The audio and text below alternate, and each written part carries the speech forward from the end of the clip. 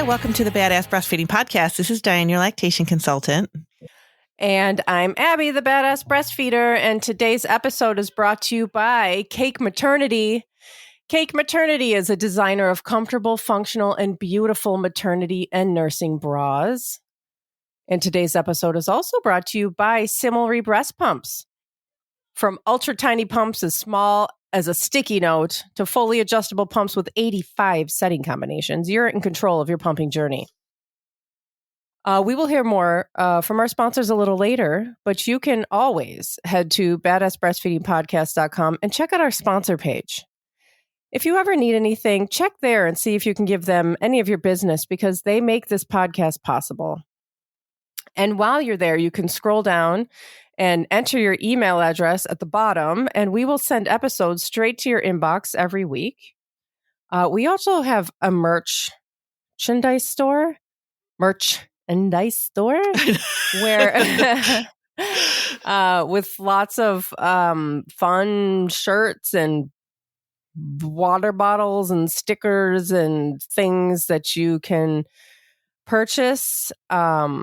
We have our 2-star review, somewhat informational, somewhat horribly offensive shirt. Best ever. Which is the best.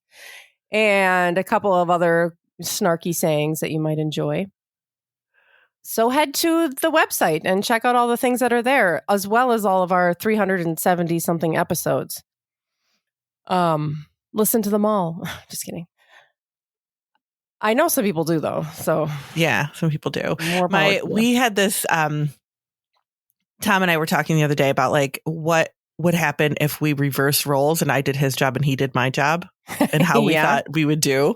And he goes, I think I would do okay considering that I've listened to 370 something episodes of the Badass Breastfeeding podcast. There's probably not a man in the world who knows more about breastfeeding. I know. Poor guy. I had to listen to all of them. He's like really ready to like support, you with a new baby. Yes. Which is not it's not applicable. No. Absolutely not. No. We're also on Patreon, and we would love to see you there and get to know you there, as we are doing with all of our patrons. We have our extra episodes and our mini podcasts, and you get to hear a lot more. If you've listened to all 374 episodes, you can go in there and listen to more of Dianne and Abby talking about breastfeeding and parenting. If you click the top link in the show notes, wherever you're listening from, you'll find a link over to our tiers. We have 3 different tiers, and you can pick which of the benefits that you think you would enjoy the most. And sign up, and we would love to, get to know you and be a part of the community there. And we are still hosting our ongoing giveaway. People keep wondering if this is going on. I think they listen to old episodes and they're like, is this still going on? Yep. If they're listening to an old episode, I can't help them and tell them that it's still happening, but I can tell now. Tell all your friends it's still happening. So you can leave a review anywhere, like stars or words or wherever, and just take a screenshot. Email that to badassbreastfeedingpodcast@gmail.com, and we'll send you a goodie bag of podcast stickers and thank you for nursing in public cards that you can spread around to all the badasses that you see out in the wild. I left a bunch of cards at the library yesterday. Oh, that's awesome. I was like, I'll just put some here just in case we have those little free book things in our in our neighborhood too, do you have those? It's like people build like a box and put books in it. Yeah. I put cards in there sometimes. Oh my God, I love it. They're always gone. So there's badasses all around me. So send us your review and we'll send you a goodie bag. And Dianne has our review of the week. I do. I am a mother of a 20-month-old, and I'm so glad that a friend introduced me to your podcast early in my parenting journey. I am the first of my living family to breastfeed, and the early postpartum days were rough. The lack of lactation support once we were home from the hospital was astounding. We had a very nice lactation consultant at our pediatrician's office, but got very little concrete advice regarding some issues we were having. I recommend this podcast and your guidance to all of my friends. Thank you for all that you do. Those early days are rough. They can be really rough. And if you don't feel supported, then that is just makes it so much worse.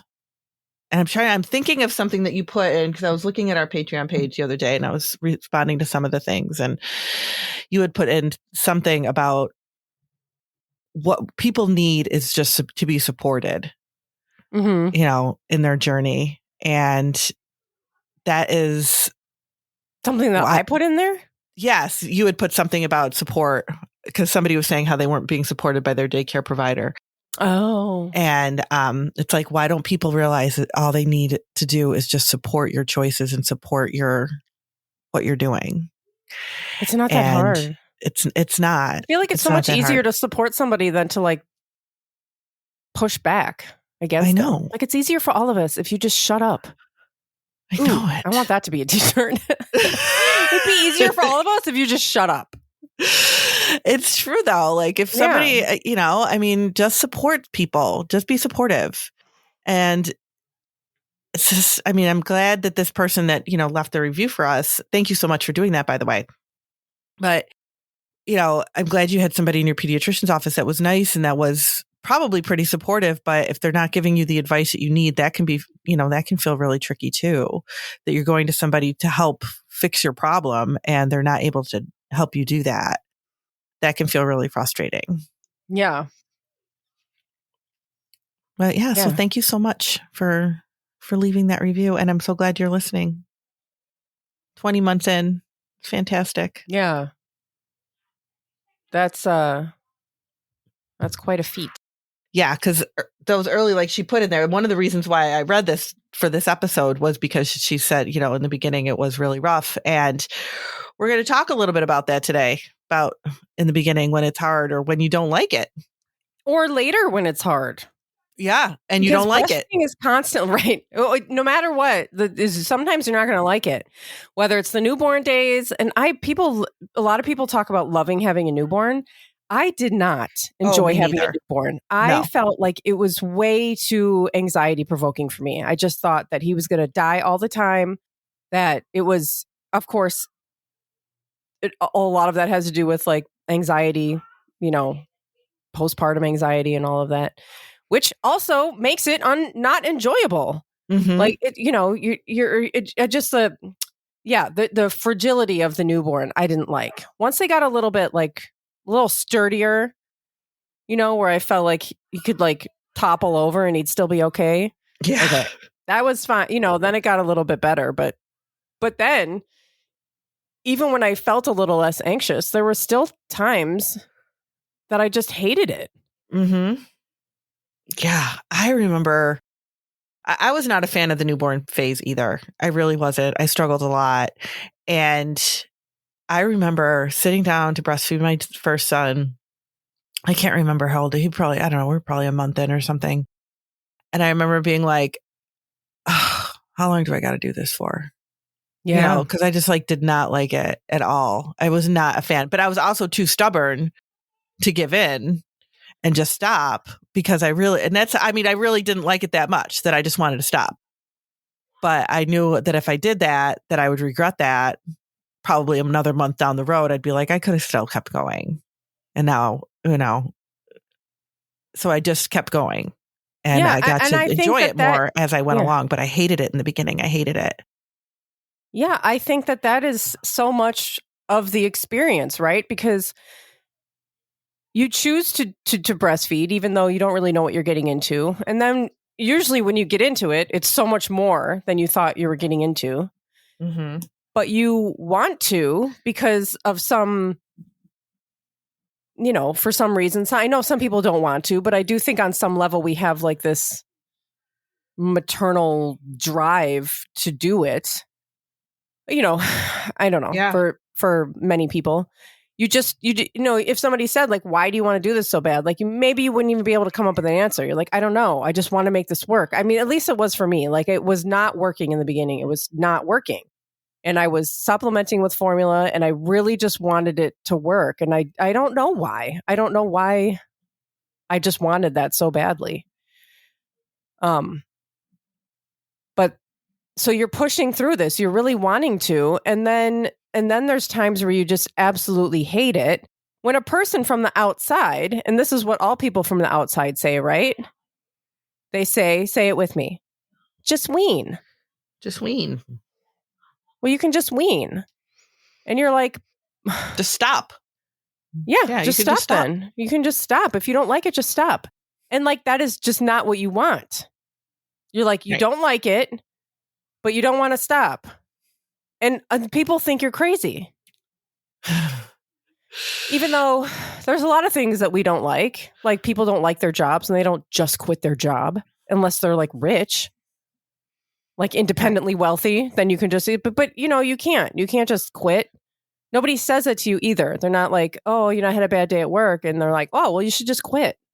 Yeah, just leave your job. Like, everyone knows that that's not an easy answer. And just wean, by the way, isn't easy either. You don't just wean. Like that's a whole process. I think people think it's just like, you just snap of the fingers. You just don't put your boob in their mouth anymore. And then it's all hunky dory from there. Then it's all done. You're all done. Yeah. When that's, we know from the inside that that's not at all how it works. No. So, yeah. And then you have, I mean, my big experience, and I think there were some comments that we got recently in Patreon when we were talking about these things. And I'm going to very loosely describe the situation because, you know, obviously I don't want to tell people's business, but, you know, someone was talking about tandem nursing, and there's a tandem nursing a toddler and a baby. And, sometimes we think, yes, we want a tandem nurse, or sometimes we think, oh, being pregnant, that might be the perfect time to wean. if that's what we want to do, you know, well, the baby might nurse less. It might just happen. But then it didn't for her. And, now she's like working on boundaries, and she's trying to, you know, set limits for the toddler. And, you know, a year into it, and he's still upset about the boundaries. And it's just, you know, she's stressed out. Mm-hmm. And then the night nursing, a lot of times toddlers are still waking at night, and people are so frustrated by it. And even though hopefully listening to this podcast for a long time, you know that it's perfectly normal for a toddler to wake at night, but that doesn't make it any less annoying. And it's like, I just don't want to be doing this. Maybe we mean breastfeeding. Maybe we mean parenting.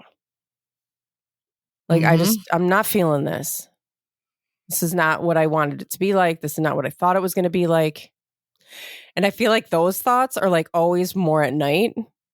You know, you get to your nighttime, like fight or flight brain, where it's like, you know, wired to like our ancestors who were walking the same, I don't know, you know, land as saber-toothed tigers or whatever, you know, some predator. And so you know, at night, you know, we're just more kind of prone to anxiety at night. And then you have these thoughts, just like, I don't want to be doing this. This is not, I don't like it. I don't like it. Yeah. And then there was another message from somebody in Patreon who was talking about,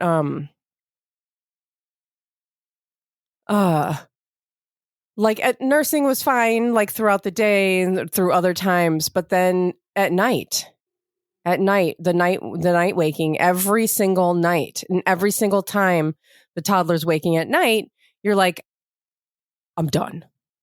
I'm just like, tomorrow is the last day. I'm not doing this anymore. And then you wake up, and then you have your daytime mind, and then you're like, well, okay. I can get through it. Yeah, I don't really want to wean, you know. And then it's like repeat. Repeat every single night. Oh, so hard, right? Yeah. And especially if you've had a bad day too, and then add a bad day on top of it. Right. Yeah. Oh. Or they're sick and they're, like things that are just so difficult 24/7 on a level that, like, if you don't have children, you just don't know. Yeah. You just don't know. And it's that for me, it's that whole, like, because if you really don't like breastfeeding and you're just like, deep inside that you just don't want to do this, and you really do want to wean, and we have episodes on weaning at whatever age it is, whether it's very young babies, older babies, toddlers, that's one thing, because you just know. But I think for a lot of people, you don't want to wean, but you also don't always like it. Mm-hmm. And that's the whole struggle. And then it goes on for years. And you're like, oh my God, I've been doing this for years. It's just like normal. Ugh. It's I don't even know if I have more to say other than just because it's such a hard situation. That's okay. Too. Yeah. It's a hard situation. You want to, and then you feel guilty because you don't love it. Well, here's the guilt, right? Because that's part of the reason that we don't wean. You feel guilty. Yeah, exactly. You feel like you don't really want to wean, and that's probably, part of it. You just don't want to. You really want to breastfeed. You really want to make it work. And then you also feel guilty. Mm-hmm. And guilt is that friend that will be with you forever. They will not leave you hanging, boy. Yeah. Guilt will not leave you hanging. They're always there. Yeah. Well, I have a lot more to say. So why don't we take a break, and we'll come back after these words, after these messages. All right. Today's episode is brought to you by Cake Maternity. Cake Maternity is a designer of comfortable, functional, and beautiful maternity and nursing bras. As mothers themselves, they understand that no two breastfeeding journeys are alike.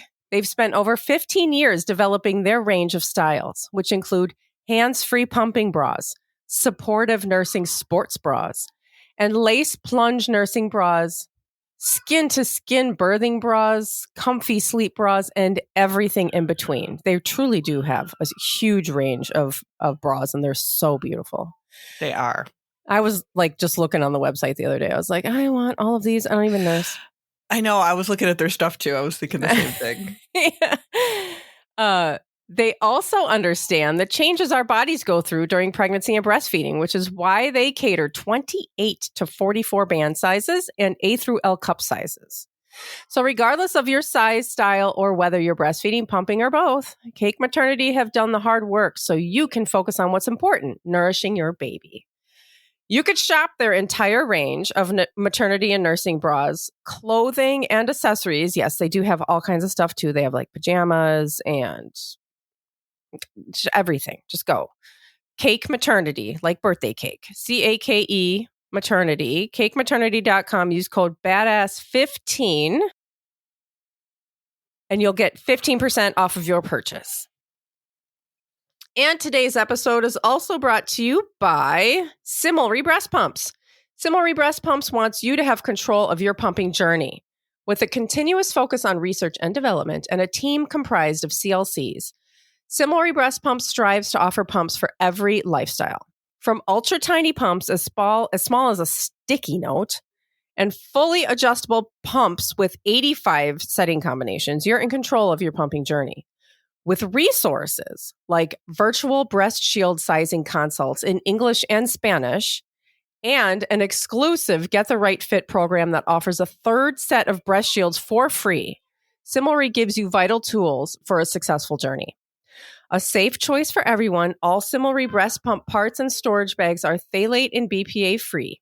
Better yet, Similry breast pumps can be personalized with a fun pump skin decal. I love how pumps are becoming just like an accessory to decorate, like our phones and things like that. Like, I know. We can just express ourselves. Even when we're pumping, it's so cool. See their full pump family at Similre Breast Pumps. So that is CIMILRE breastpumps.com and use code BADASS for 15% off of your order. And today's sponsors and all of their promo codes can be found in the show notes under this episode, wherever you're listening from, and also over at badassbreastfeedingpodcast.com. At badassbreastfeedingpodcast.com, you'll find all of our other episodes and information about scheduling your very own one-on-one online lactation consultation with Dianne. And so, not liking breastfeeding. I feel like social media is a big part of this too. Social media is a big part of ruining our lives in all kinds of ways, but also because so many, extremely talented like photographers and, influencers, and these people are posting their beautiful photos of them breastfeeding in a meadow with their long flowy dress on. And like, when you're like covered in poop, your baby's diaper exploded and you're breastfeeding at night and you're like just sitting there feeling like crap. That's just like, ugh. I feel like it just makes you feel like even worse to see that. When that is like, there's so much prep that goes into those photos. And it's so like, there's this photo of me. I should find it somewhere. It's somewhere. It was by Yvette Ivins. And she is amazing. She took all of those photos of us like in the street in downtown Chicago. And I went to her neighborhood in this, kind of out in the suburbs of Chicago. And we were going to take a tandem nursing photo shoot of me and my boys. And we were in the woods, and it was one of those days where it was just like 100 degrees. Ugh. It was terrible. Like, I'm pretty sure she had to Photoshop like my red cheeks out of the photo because we were just like burning up. And it was a mosquito infestation. Oh, God. And there were just mosquitoes everywhere. We're all dripping with sweat. And like, it's the most beautiful photo. And it represents absolutely nothing. Like, it represents nothing except for like how you feel when you see it, which when I see it, I'm like, oh, wow, that's such a pretty photo. But like, I was there. That was not, it doesn't even represent the moment. Wow. So anyway, that's a really powerful thing to say. You know what I mean? Like, that's really powerful because we do look at things on social media and we're like, oh my gosh, look at how amazing that is. Or look at that beautiful picture, or look at this. And it's like, you don't think about what is going on in the background. Yeah. And that is really powerful to hear you say, like, it was 100 degrees. We were sweating. We were covered in mosquitoes, and it's a beautiful picture. Yeah. Oh my God. It's an amazing picture. I'll find it and I'll put it in the show notes under here. Oh, I don't know if we can put it in the show notes. You have to go over to badassbreastfeedingpodcast.com under this episode. And I can put it there. It won't go on the apps and stuff. But if you go over there and look in the show notes, you'll see it. I'll put it there. It looks like we're just having the time of our lives. And it was terrible. And there's another photo shoot. I can put the photos, and the photographers are so talented. They look, they look amazing. And there's another one where I have this like leather tank top on and it's unzipped under my boobs, and I'm holding Jack and nursing him. And I'm in the middle of the street again. I don't know. Photographers love putting me in the middle of the street. I don't know why. Hoping I get hit by a car. But that was another 100-degree day, and you can see my jeans. Like, if you didn't know, you wouldn't even look. But they're all like they're kind of like wrinkled all the way from my thighs down, and that's because they were stuck. Oh my God! They were stuck to my body, and they wouldn't like just like hang normally. Ugh. And it, again, badass photo representing nothing. Except for that we can take cool photos, which is awesome. It's awesome to have cool photos of yourself, and you put it in your house and you remember like that you are like a badass and all that. But also just remember that doesn't represent people's lives. And then on top of it, you have like, if you're experiencing postpartum anxiety and depression, you're probably not going to like a lot of things. And breastfeeding is just one of those things. And it's not necessarily, like we say a lot, not necessarily a feeding problem. Right. So is there something else going on that's really contributing to this? And then you have things like nursing aversion. Yeah, I was going to bring that up. Yeah. Yeah. Or like DMER. How do you say that really? I know it's DMER. DMER. Dysphoric milk ejection reflex. Yeah. Yes, which is like intense feelings of, well, you had it? Yeah. Ugh. Yeah. So that's intense feelings of like anxiety and depression upon letdown. Mm-hmm. And then it wasn't there before and it goes away. But it's just like, oh, here's just like an intense bout of depression to, stick in the middle of your afternoon for a moment. Yeah. No problem. Just one more thing to deal with. Yeah. Just like one more thing that's going to make all of this so much harder. Mm-hmm. And then maybe you're experiencing some kind of life transition, like maybe you're going back to work. Maybe you're separating from your partner. Maybe you're moving. Maybe you're going through some sort of transition that, we always talk about. It's fun to talk about how awesome breastfeeding is. Breastfeeding is, if your baby is hungry, feed them. If they're upset, feed them. If they fall down, feed them. If they, if you're in a stressful situation, feed them. And like breastfeeding really does get you through a lot of things. But it also is a thing that you're doing through all of these really rough times. Mm-hmm. We don't, it's like, yeah, okay. Yeah, great. I'm glad the baby fell down and I can nurse them. But like, I really don't feel like nursing. It's not always like the fact that breastfeeding fixes everything is not always like fun for the person who has to do the breastfeeding for everything. That's a really good point. And you have like these, there's all of these jokes and these memes about like partner has the baby starts crying. It's like, oh, wait, baby needs boob. Where are you? Yeah, I don't have the boobs, so people think it's so fun. So cute. Yeah, oh, yeah. So cute. Oh, I don't have boobs here. You got to take the baby back. Maybe you don't want the baby back. I don't. Yeah. And that's okay. And that's the other thing here's this guilt. You feel guilty because you don't want to hold your baby. You don't want to feed the baby for the 80th time today. But like we all feel it. It's just that like it's like that, when people talk about when they have a baby, the baby first comes out and they expect to feel this like deep connection and they don't. They're just like, I don't know. I don't really feel like an intense feeling towards this baby. And you just feel like terrible. And it usually sometimes it just takes time. Mm-hmm.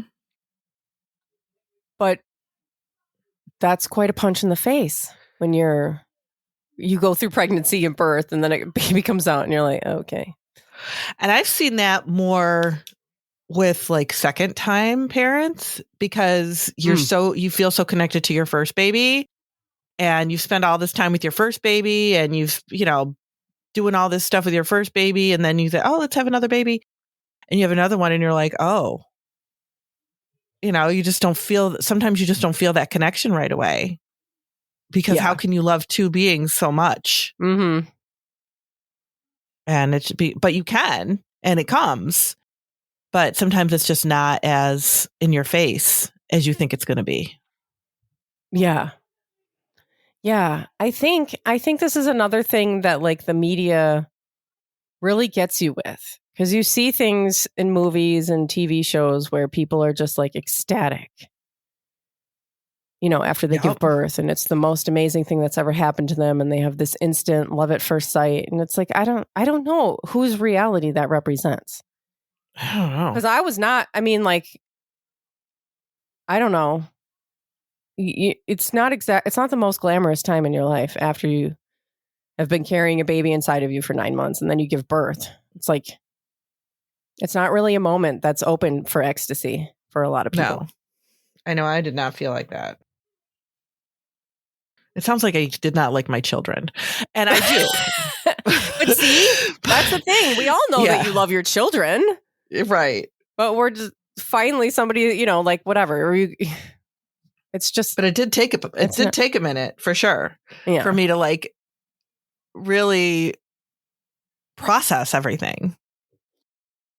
And I remember thinking too, like and I've told people, I did not like breastfeeding in the beginning, and the further I got from the birth of the baby, the better it got. Yeah. Yeah. I really needed to get past that. Yeah. And because we're having traumatic births left and right. Mm-hmm. That's it. I needed to heal. Yeah. Like it just. Yeah. Because everything's too connected. Yeah. Well, and this is actually something that we've had a few episode requests for what I'm going to bring up now. People who had a terrible time breastfeeding with their first and managing the kind of guilt and fear of that with having a second child. Mm-hmm. And I think that a lot of time, with second parents, if things went, because this is a message we get a lot, right? Like it didn't work out with my first, or this is what happened with my first. Yeah. And now I'm having a second baby and I really want it to work, but it didn't work the first time. So, what do I do? Or how can I, what do I do? And because it's not a small thing. Like it really is surrounded with so much trauma that when it's triggered, you have another baby, and like a lot of those feelings are brought up again, and you're like, how is this? It didn't work the first time. How am I going to be able to make it work the second time? Mm-hmm. And you might even just be dreading, like you really want a second child, but you're just dreading trying to make the breastfeeding work if it didn't work the first time. Yeah. It's a lot. Right? Dread is not a fun feeling. No.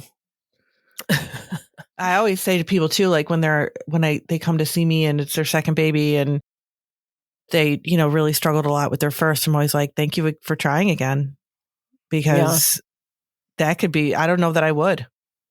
If I really struggled the first time and it didn't work out and then I had another baby, I don't know that I would want to go through all that again. Yeah. Yeah, I agree. Yeah, and I remember a lot of my pregnancy with Exley, who's my second, was just dealing with the fear of having another birth. And I've said this a million times. I had a home birth and people were like, aren't you scared to have a home birth? And I'm like, I was scared to death to go back to a hospital. Yeah. Because it's usually why people have home birth. Yeah, right. It's usually it's because they've been scared out of the hospital system. Yeah. But I had a doula from very early on in pregnancy, and she was like a therapist. Like she was like, we like, you have a lot of trauma around that first birth, and we're going to let's work through it along these months so that you don't have to, be so afraid when the time comes. And it was great. It was, it was very helpful. And I was able to go into that birth feeling much more supported and safe. Mm-hmm. That's the big thing. And, so then the breastfeeding, and I also knew where to get help with breastfeeding, because if you don't know where to get help, that's also a thing. You're just kind of sitting there by yourself. And that's how it was with Jack. I was like Googling. I was just Googling constantly. Like, why can't I breastfeed my baby? Yeah, those were some dark days, man. Yeah. And it went on. Jack breastfed for 6.5 years. And there were moments that I dreaded every single day of those 6.5 years. Yeah. It's like you work so hard to get it going. Mm-hmm. And then you don't like it. Yeah. And then you feel bad that you don't like it. Oh, there's so many emotions. So many emotions. Yeah. And then Abby and Dianne are like, well, maybe you need some boundaries. And then you try to set some boundaries, and then your child is just like super upset about that. And it turns out that's not really that easy either. It's not, no. And, yeah, it's all around just a mind fuck. Oh, God. So there's not a whole lot of answers that I have for you. I will say one of the things that was very helpful for me was finding other breastfeeding friends. And if you live in a big city like I do, that's a little bit easier. There's usually cities have breastfeeding groups, like Chicago breastfeeders or San Francisco breastfeeders or whatever. But if you live in like a rural area where there's not a lot of people, it might be just trying to find some internet friends. I had that big group of internet friends in the beginning too. And it seems silly, but like if that's what you can get, then try to get it, because I think other people, just like that's the biggest thing, is other people being in the same boat as you. And then if there are some things that are really intense, like if you are struggling with postpartum anxiety and depression and things like that, then obviously addressing that. That's really important. It's a really important piece of it. Because I know I did not get the help that I needed for that back then. No, and it might not be from your doctor. You might actually have to do some legwork, because they might ask you how you're feeling and you might say that you're not feeling great, but they might not do anything about it. Right. Which is a bummer, but reality. But it happens. Yep. Well, thank you for listening. Thank you. Bye.